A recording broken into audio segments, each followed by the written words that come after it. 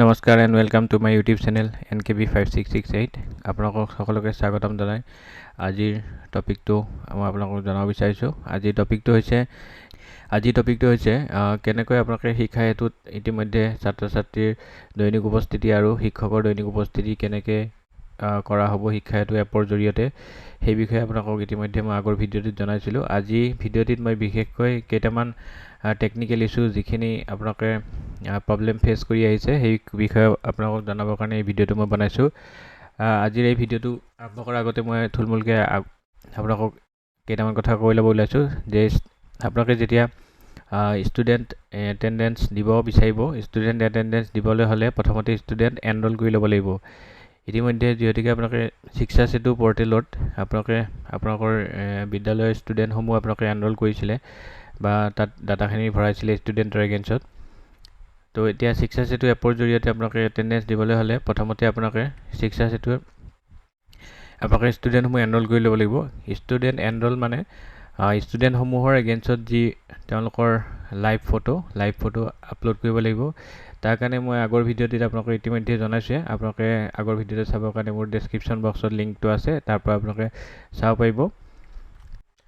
গতিকে student enrolment কৰিবলৈ হ'লে আপোনালোকে ষ্টুডেণ্টসমূহৰ ফটোসমূহ আপলোড কৰিব লাগিব। গতিকে ফটোসমূহ আপলোড কৰিবৰ কাৰণে আপোনালোকে ষ্টুডেণ্ট এনৰোলমেণ্টত ক্লিক কৰিব লাগিব। তাৰপিছত পাৰ্টিকুলাৰ ক্লাছটো ছিলেক্ট কৰাৰ পিছত সেই ক্লাছৰ ষ্টুডেণ্টসমূহ এটা এটাকৈ ছিলেক্ট কৰি ল'ব লাগিব। ষ্টুডেণ্টৰ ছিলেক্ট কৰাৰ পিছত আপোনালোকে ষ্টুডেণ্টক কেমেৰা সন্মুখলৈ আহিব দিব ক'ব লাগিব।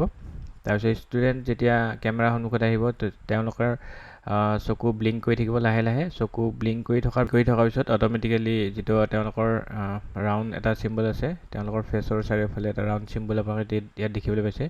সেই ৰাউণ্ড চিম্বলটো আপোনালোকে গ্ৰীণ হৈ যাব। যেতিয়া এই ৰাউণ্ড চাৰ্কেলটো গ্ৰীণ হৈ যাব তাৰ মানে হ'ব যে ষ্টুডেণ্টৰ ইতিমধ্যে এনৰোল হৈ গৈছে। তাৰপিছত তাৰ এগেইনষ্টত আপোনালোকে এটা মেছেজ দেখিবলৈ পাব, ষ্টুডেণ্টৰ ৰোল নম্বৰ আৰু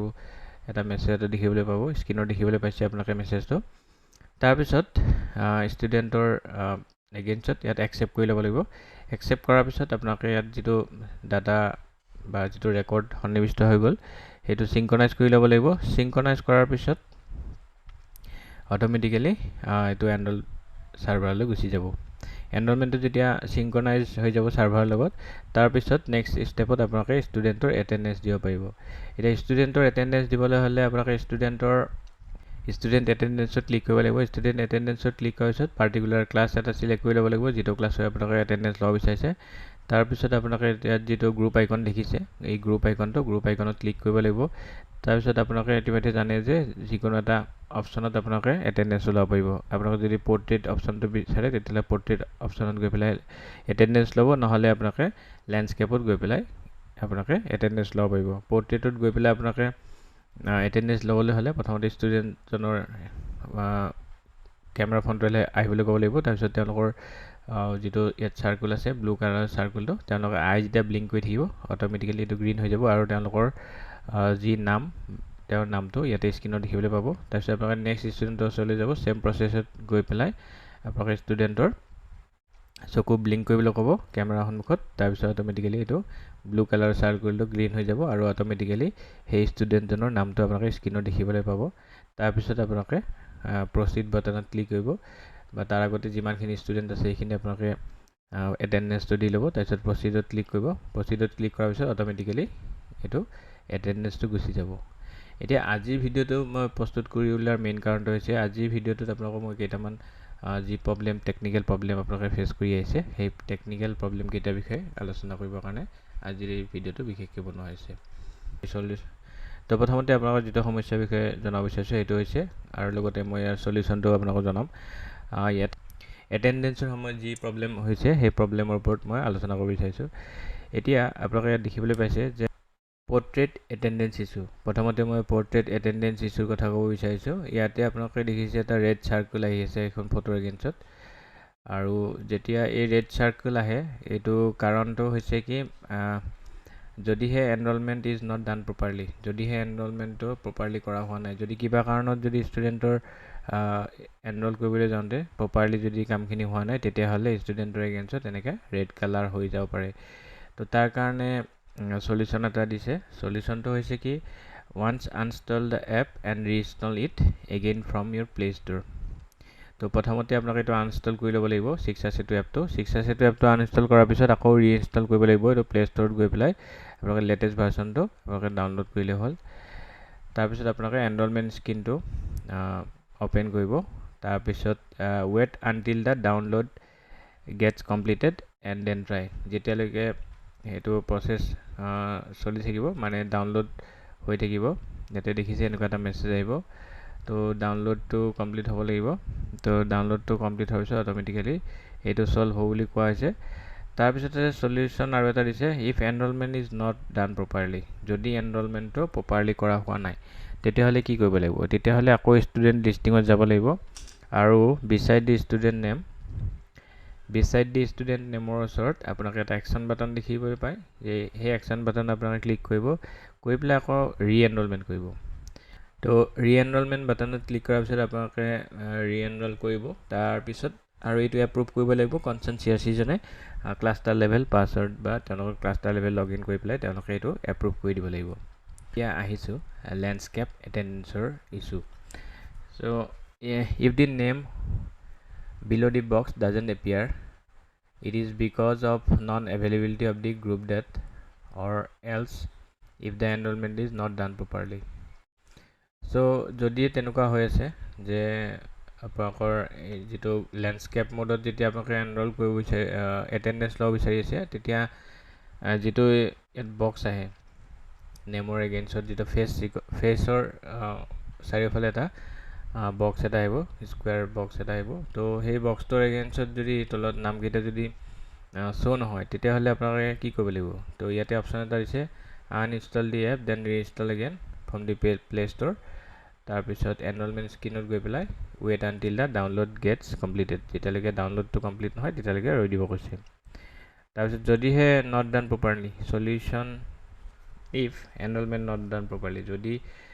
এনৰলমেণ্টটো ভালকৈ কৰা হোৱা নাছিলে তেতিয়াহ'লে আকৌ এইটো ৰি-এনৰলমেণ্ট কৰিব লাগিব যেনেকৈ আগতে মই ক'লোৱে পোৰ্ট্ৰেট অপশ্যনত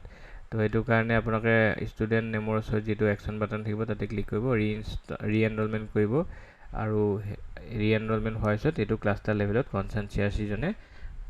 এপ্ৰুভ কৰিব লাগিব ইয়াৰ পিছত মই কেইটামান আপোনালোকক ফ্ৰিকুৱেণ্টলি আস্ক কুৱেশ্যন যি আপোনালোকৰ মনত সঘনাই কুৱেশ্যন আহিব পাৰে যে এই প্ৰব্লেমটো কিহৰ কাৰণে হৈছে তেনেকুৱা কমন কেইটামান কুৱেশ্যনৰ আৰু লগতে তাৰ সমাধানৰ বিষয়ে আমি জানিবলৈ চেষ্টা কৰোঁ আহক প্ৰথমতে দিছে যে in the mobile app student data changing frequently mobile এপত ষ্টুডেণ্টৰ তথ্য সঘনাই সলনি হৈছে তো এনেকুৱা যদি হয় তাৰ কাৰণ কি হয় তো এপটো পুৰণি সংস্কাৰৰ ব্যৱহাৰ কৰি আছে যদি আপোনালোকে পুৰণি সংস্কাৰৰ এপ ব্যৱহাৰ কৰিছে অল্ড ভাৰ্চন অফ এপ যদি ব্যৱহাৰ কৰি আছে তেতিয়াহ'লে আপোনালোকে নতুনকৈ আকৌ ইনষ্টল কৰি ল'ব লাগিব গতিকে সলিউশ্যনটো হৈছে যে অনুগ্ৰহ কৰি এপটো শেহতীয়া সংস্কৰণলৈ আপডেট কৰক তাৰমানে লেটেষ্ট যিটো আপোনালোকৰ শিক্ষা সেতু এপ আছে তো লেটেষ্ট এপটো ডাউনলোড কৰক আৰু পুৰণা যিটো আপোনালোকৰ ভাৰ্চন আছে পুৰণা ভাৰ্চনটো আপোনালোকে প্ৰথমতে আনইনষ্টল কৰি ল'ব তাৰপিছত প্লে ষ্ট'ৰত গৈ পেলাই নতুন যিটো লেটেষ্ট ভাৰ্চন সেইটো আপোনালোকে ইনষ্টল কৰি ল'লে এই প্ৰব্লেমটো ছল্ভ হৈ যাব আৰু তেতিয়া আপোনালোকৰ ইয়াত কোৱা ধৰণে যদি আপোনালোকৰ ষ্টুডেণ্টৰ ডাটাবিলাক চেঞ্জ হৈ আছে কিবা কাৰণত তেতিয়াহ'লে এইটো সলনি হ'ব বুলি ইয়াত কোৱা হৈছে ইয়াৰ পিছৰ কুৱেশ্যনটো আহিছে যে while capturing enrollment download option is coming for every enrollment and few enrollments are missing এইটো এনেকুৱা অপশ্যন এটা আহিছে গতিকে এনেকুৱা এটা প্ৰব্লেম আপোনালোকৰ হয়তো ফেচ কৰিব পাৰে যে নামভৰ্তি এতিয়া আপোনালোকে ডাটা এনৰোল কৰি আছে এনৰোল কৰাৰ প্ৰতিবাৰতে ডাউনলোড অপশ্যনটো আহি থাকে আৰু ডাউনলোড অপশ্যনটো আহি থাকে আৰু কি হয় ডাউনলোডটো কমপ্লিট হোৱাৰ পিছত দুটা তিনিটা ডাউনলোড হোৱাৰ পিছত আকৌ আগৰ যি এনৰোলমেণ্ট আছিলে সেই এনৰোলমেণ্টখিনি মিচিং হৈ গৈছে হেৰাই গৈছে তো ইয়াৰ কাৰণ হৈছে কাৰণটো ইয়াত জনাইছে যে due to unstable network this will happen in low' network areas যিবিলাক জেগাত ইণ্টাৰনেটৰ মানে যিটো কানেক্টিভিটি আনষ্টেবল ইণ্টাৰনেট সেইটো কাৰণে হয় নেটৱৰ্ক যিবিলাকত দুৰ্বল আছে নেটৱৰ্ক প্ৰব্লেম আছে তো সেইবিলাক এৰিয়াত এইটো হয় বুলি জনোৱা হৈছে যদিও আমি কিন্তু বিভিন্ন ক্ষেত্ৰত নেটৱৰ্ক পোৱা জেগাতো এই প্ৰব্লেমটো দেখিবলৈ পাইছোঁ হয়তো এইটো নেটৱৰ্কৰ ইছ্যুৱে হয় তো সেইটো সলিউশ্যন দিছে যে প্লিজ টাৰ্ণ অফ মোবাইল তাৰপিছত wifi data do not enrollment offline mode আৰু then go to a place with proper network and synchronize the enrollment to the server তো তেনেকুৱা ক্ষেত্ৰত যদি নেটৱৰ্কৰ তেনেকুৱা প্ৰবলেম আছে তো অনুগ্ৰহ কৰি আপোনালোকে মোবাইল যেটো মোবাইলটো প্ৰথমতে ৰিস্টাৰ্ট কৰি ল'ব পাৰে এবাৰ সেইটো কৰি চাব পাৰে তাৰ পিছত আপোনালোকৰ যেটো ৱাইফাই ডাটা আছে ডাটাটো বন্ধ কৰি পেলাই অফলাইন মোডত নাম ভৰ্তিখিনি কৰক মানে এনৰোল কৰক তাৰ পিছত যেতিয়া আপোনালোকে নেটৱৰ্ক পোৱা জেগালৈ যাব তাত আপোনালোকে নাম তাৰ পিছত নাম ভৰ্তিটো সাৰ্ভাৰত সিনক্ৰনাইজ কৰক তাৰমানে প্ৰথমতে যদি নেটৱৰ্ক নোপোৱা জেগাত আপোনালোকে আছে কাম কৰি আছে তেতিয়াহলে কিন্তু আপোনালোকে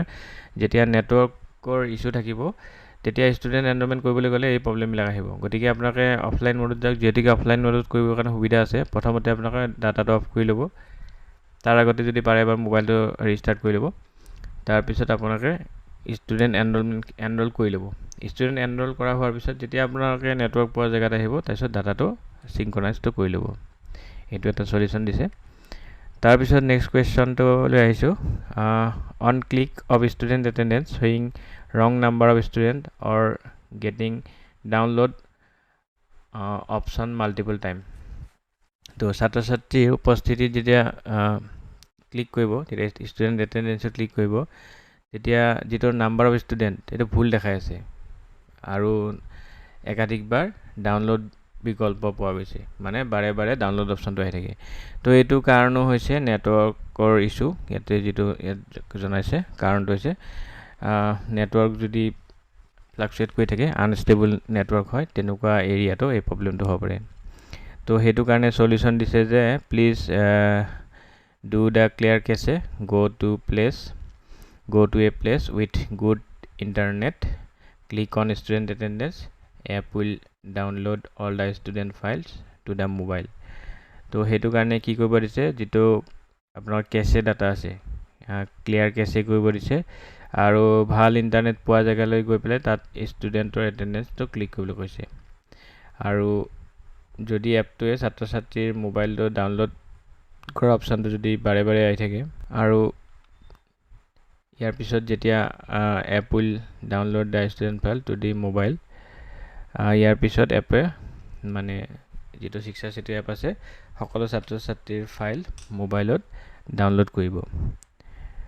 তো হেতু কাৰণে আপোনালোকে কি কৰিব লাগিব এতিয়া কেছে ডাটাটো ক্লিয়াৰ কৰিব লাগিব আৰু মানে ভাল ইন্টাৰনেট পোৱা জায়গালৈ গৈ পেলাই ষ্টুডেন্টৰ এটেন্ডেন্স দিব লাগিব আৰু এপটো অটোমেটিক্যালি ষ্টুডেন্টৰ যিখিনি ফাইল আছে মোবাইলত ডাউনলোড কৰিব ইয়াৰ পিছৰ কোৱেশ্চনটো আহিছে হাউ টু ক্লিয়াৰ কেছে ইন মোবাইলত কেছে কেনেকৈ ক্লিয়াৰ কৰিব তো ইতিমধ্যে আপোনালোকক জনোৱা হৈছে যে ক্লিয়াৰ কেছে কৰিব লাগে তো ক্লিয়াৰ কেছে কেনেকৈ কৰিব তো ক্লিয়াৰ কেছে কৰিবৰ কাৰণে এটা সলিউশন এটা দিছে long press on the app icon যেটো আপোনালোকৰ শিক্ষা সেতু এপ আছে তাত আপোনালোকে হাতে লং প্ৰেছ কৰিব লাগিব মানে কিছু সময়ৰ কাৰণে প্ৰেছ কৰি পেলাই থৈ থাকিব লাগিব তাৰ পিছত ক্লিক এপ ইনফো বুলি এটা অপচন আহিব তাত ক্লিক কৰিব দেন ষ্টৰেজ তাৰ পিছত আপোনালোকে ষ্টৰেজত যাব তাৰ পিছত দেন ডু ক্লিয়াৰ ডাটা তাৰপিছত গৈ পেলাই তাত ডু ক্লিয়াৰ ডাটাত যাব এণ্ড ক্লিয়াৰ কেছে দিয়াৰ আৰু আপোনালোকৰ যেটো কেছে প্ৰবলেম আছে আপোনালোকৰ যেটো ক্লিয়াৰ কেছে তাত আপোনালোকে কেছেটো ক্লিয়াৰ হৈ যাব তো এনেকৈ আপোনালোকে ক্লিয়াৰ কেছে কৰিব পাৰিব তাৰ পিছত নেক্সট কোৱেশ্চনটো আছিল all the phase enrollment are not shown which we have done earlier যিখিনি ষ্টুডেন্টৰ এনৰোলমেন্ট ইতিমধ্যে আপোনালোকে কৰিলে কিন্তু আপোনালোকে ইয়াত দেখিবলৈ পোৱা নাই আপোনালোকে এপটোত যদি দেখিবলৈ পোৱা নাই যিবিলাক ইতিমধ্যে আপোনালোকে এনৰোল কৰিছিলে সেইবিলাক যদি দেখি পোৱা নাই তেতিয়া কাৰণটো হ'ব পাৰে যে যেটো কাৰণ জনাইছে যে 31 জুলাই 2023 যিমান ডাটা আছিল ষ্টুডেন্টৰ ফটো ফেস এনৰোলমেন্ট সেইখিনি 31 জুলাইত সব ডিলিট কৰি দিয়া হৈছে গতিকে 31 জুলাইৰ আগলৈকে যিখিনি ডাটা আছিল সেইবিলাক সব ডিলিট কৰি দিয়াৰ কাৰণে এতিয়া আপোনালোকে যিখিনি আগৰ ফেস এনৰোলমেন্ট আছিল ফেস এনৰোলমেন্ট খিনি দেখিবলৈ নাপাব আৰু সেই কাৰণে আপোনালোকে 1 তাৰিখৰ পৰা আপোনালোকে নতুনকে এনৰোল কৰিব লাগিব প্ৰতিজন ষ্টুডেন্টৰ ফেস এনৰোল কৰিব লাগিব ইয়াতে সলিউশনটো হেতুকে দিছে please do fetch enrolment again for those student যিবিলাক ষ্টুডেন্টৰ আপোনাক ফটো পোৱা নাই সেইবিলাকৰ আকৌ ফেচ এনৰোলমেন্ট কৰিব দিছে নেক্সট কোৱেশ্চনটো হৈছে মোবাইল এপত ফেচ এনৰোলমেন্ট সম্পূৰ্ণ হোৱাৰ পিছত ছবি দেখা পোৱা নাই image are not shown after completion of the face enrolment in the mobile app আপোনালোকে ইতিমধ্যে যদি ফেচ এনৰোলমেন্ট কৰিছে কিন্তু আপোনালোকে মোবাইল এপত আপোনালোকে ফেচটো দেখিবলৈ পোৱা নাই ছাত্ৰ ছাত্ৰীৰ ক্ষেত্ৰত তো ইয়াৰ কাৰণটো ইয়াত দিছে due to unstable internet sometimes it will take time to display the thumbnail of the student তো কেতিয়াবা কি হয় ইণ্টাৰনেট যেতিয়া স্লো থাকে তেতিয়া আপোনালোকৰ যিটো থাম্বনেইল বুলি কোৱা হয় ষ্টুডেণ্টৰ যিটো ফটোৰ থাম্বনেইল সেই থাম্বনেইলটো ইয়াতে মানে শ্ব' নহ'ব পাৰে তো ইয়াৰ কাৰণে এটা সলিউশন দিছে please go to a good network area and open the application will download the required data আপোনালোকে এইটো কাৰণে কি কৰিব লাগিব নেটৱৰ্ক পোৱা জায়গাত যাব লাগিব আৰু এই এপটোৱে শিক্ষা সেতু এপটোৱে ডাউনলোড দা ৰিকুৱাৰ্ড ডাটা এই নিজে ৰিকুৱাৰ্ড ডাটাটো ডাউনলোড কৰি ল'ব তো এইখিনি আছিলে মেইন আজিৰ ভিডিঅ'টি ডিসকাস কৰিবলগীয়া কথা আপোনালোকক ইতিমধ্যে মই জনালোৱে যে এনৰোলমেন্ট কেনেকৈ কৰিব লাগিব ষ্টুডেন্ট এনৰোলমেন্ট আৰু তাৰ পিছতে আপোনালোকে ষ্টুডেন্ট এটেন্ডেন্স দিব পাৰিব আৰু ইতিমধ্যে অহা 7 তাৰিখৰ ভিতৰত 7 ছেপ্টেম্বৰৰ ভিতৰত ষ্টুডেন্ট এনৰোল কমপ্লিট কৰিব দিছে নিৰ্দেশনা আহিছে আৰু য'ত নেটৱৰ্কৰ ইস্যু আছে তেওঁলোকে অফলাইন মোডত কৰি পেলাই কামখিনি পিছত নেটৱৰ্ক পোৱা জায়গাত গৈ পেলাই synchronize data কৰিব পাৰিব তো এইখিনি আছিলে মোৰ ভিডিঅ'টি চাই কেনেকুৱা পালে জনাব কমেন্ট কৰিব আৰু কিবা কোৱেশ্চন আপোনালোকৰ মনত থাকিলে মোক কমেন্টত জনাব মই যিমান দূৰ পাৰো আপোনালোকক সহায় কৰিবলৈ চেষ্টা কৰিম ধন্যবাদ আজিলৈ সামৰিছোঁ জয় হিন্দ বন্দে মাতৰম